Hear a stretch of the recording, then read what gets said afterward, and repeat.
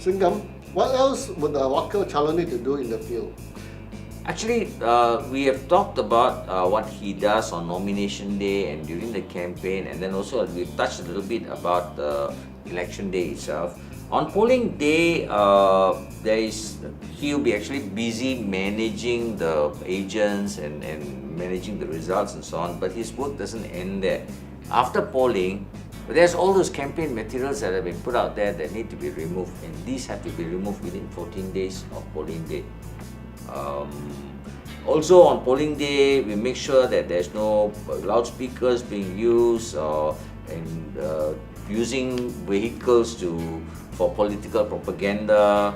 We cannot set up any booths. Previously, they used to have this pondok panas, but this time around, their pondok panas is not allowed anymore, so they're not allowed to set up any booths. I'm hearing stories that it may be allowed this time around.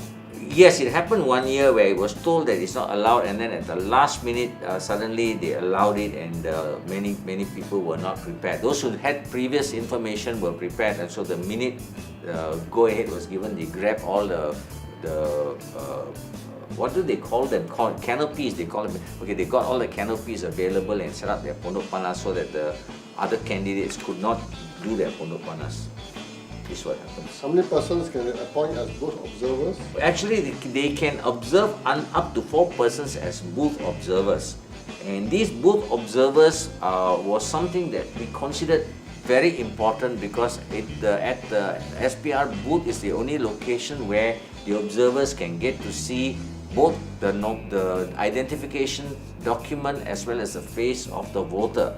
But because the SPR has now released publicly the saluran information as well as the sequence number or the nombor bilangan of the voter, voters can go to the SPR website and get this information, and they don't need to go to the booth anymore. Effectively, the booth has been made redundant.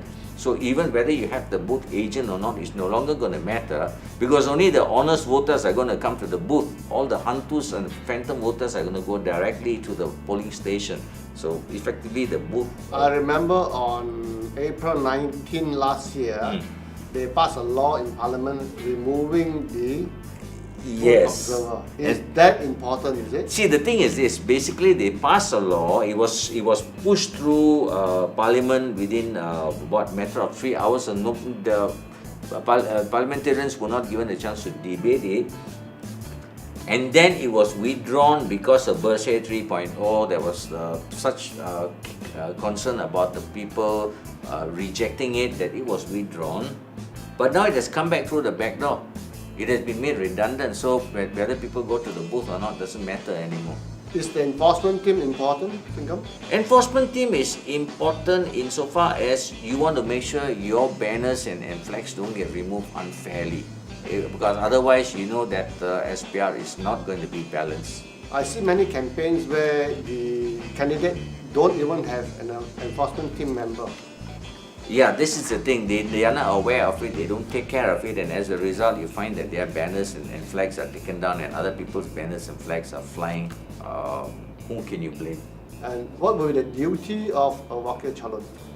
Cut already, you still continue. Okay. I'm signaling to you so you never catch.